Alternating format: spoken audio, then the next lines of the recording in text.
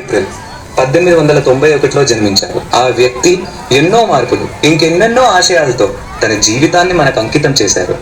అలాంటి గొప్ప మనిషి కథ మన అందరి కోసం.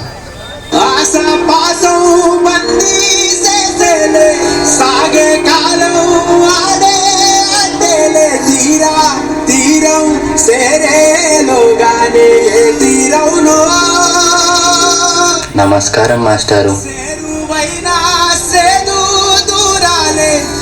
పిల్లలు, ఈ ప్రశ్నకి మీలో ఎవరు సమాధానం ఇస్తారు? నేను చెప్తాను మాస్టారు. భీమ్రావ్, ఆగిపో. నువ్వు ఆ బల్లాన్ని తాకితే దాని వెనకాల ఉన్న మా భోజనం మైలైపోతుంది. నువ్వు కూర్చో. నువ్వు వెళ్ళి రాయి భీమరావు.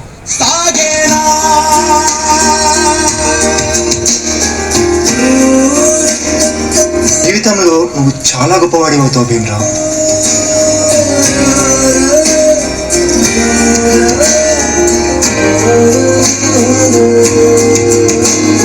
నీ వల్ల మా భోజనం మైలైపోయింది. ఇది కూడా నువ్వు పెట్టిను.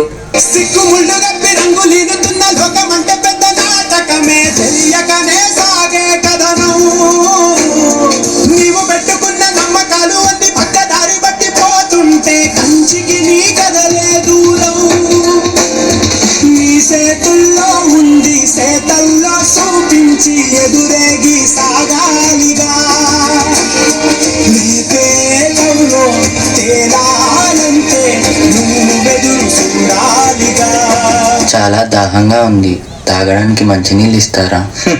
నీలాంటి వాళ్ళకి అదిగో ఆ మురికి నీళ్ళే, వెళ్ళి తాగు.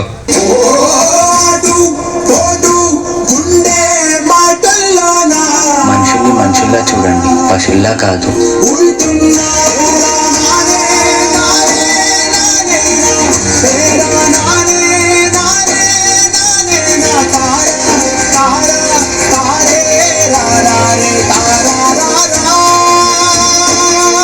నువ్వు ఎవరికీ తల వంచకూడదు. నీ చదువు నీ మార్గం కావాలి. విజ్ఞానమే నీ ధనం కావాలి. నీ వాళ్ళ కోసం నువ్వు ఒక దీపంలా నిలవాలి. నీ కృషి, పట్టుదల, దీక్ష మన భారతానికి రాజ్యాంగం కావాలి. ఇప్పటి నుంచి నీ ఇంటి పేరు నా ఇంటి పేరు అవ్వాలి. అందరూ నిన్ను అంబేద్కర్ అని పిలవాలి. సరేనా భీమరావు?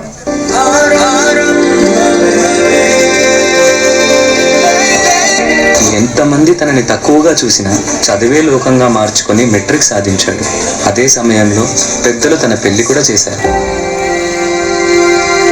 సాయాజీరావు గాయక్వాడ్ అనే మహారాజు సాయంతో విదేశాల్లో చదువు పూర్తి చేసి ఎన్నో గణితలు సాధించి తిరిగి వస్తారు.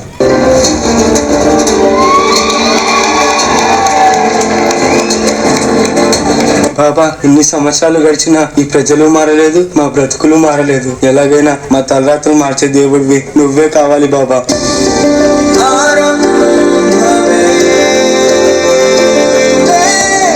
నా ప్రజల కోసం ఎంత కష్టమైనా పోరాడతాను.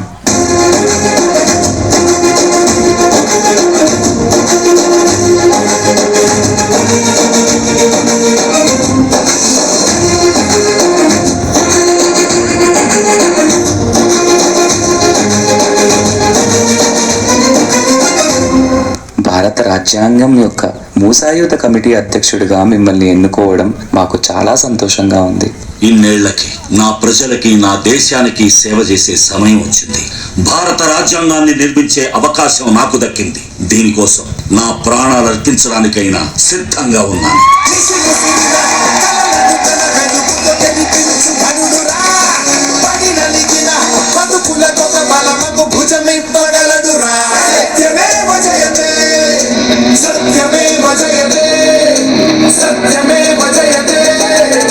అంబేద్కర్ ని ఒక ప్రాంతానికో, ఒక కులానికో, ఒక మతానికో పరిమితం చేయలేము.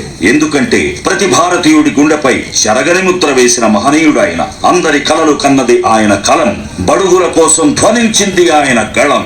భారతదేశంలో రాజ్యాంగం ఉన్నంత వరకు ఆయన మన మధ్య బతికే ఉంటాడు.